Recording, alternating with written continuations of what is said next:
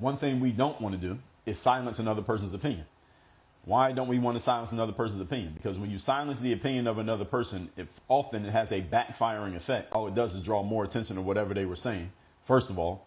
And secondly, when you silence another person's opinion, you're showing that there must be something in their argument that you can't challenge on a rational and logical basis. When you try to silence somebody for what they say, all you do is draw more attention to what they're saying. This is the mistake the left made with Donald Trump.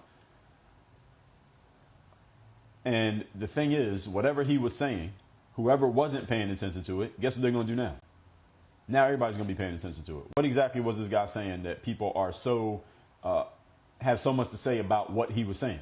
Since everybody's talking about it and now he's dead, now everybody's going to go look up and see what he says.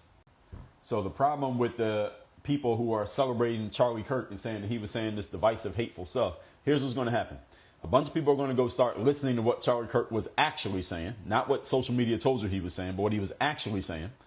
Then they're going to compare what they actually hear him, what they hear him actually saying, to what people on social media are saying, often people who are much more on the political left. They're going to notice the conflict between the story you were told and the reality that they come across. And they're going to say, oh, these people are not telling the truth. And all it's going to do is push people further and further and further in the direction of where Charlie Kirk was trying to take them in the first place. It's going to make his message even more effective because now people are going to go look into it and say, oh, they say he was hateful. Okay, let me hear what he said that was hateful. That's what he said. That's not hateful. That's just an opinion. And some people may find themselves actually agreeing with it. And it's actually going to push people more in the direction of where he was trying to take them in the first place.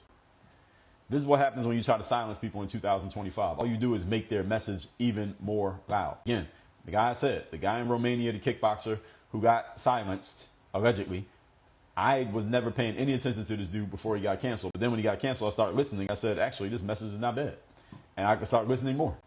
And I still listen to his stuff to this day. Why? Because it got my attention. If they hadn't canceled him, I would never paid attention. I paid attention because they canceled him. So it has the opposite effect of what was intended.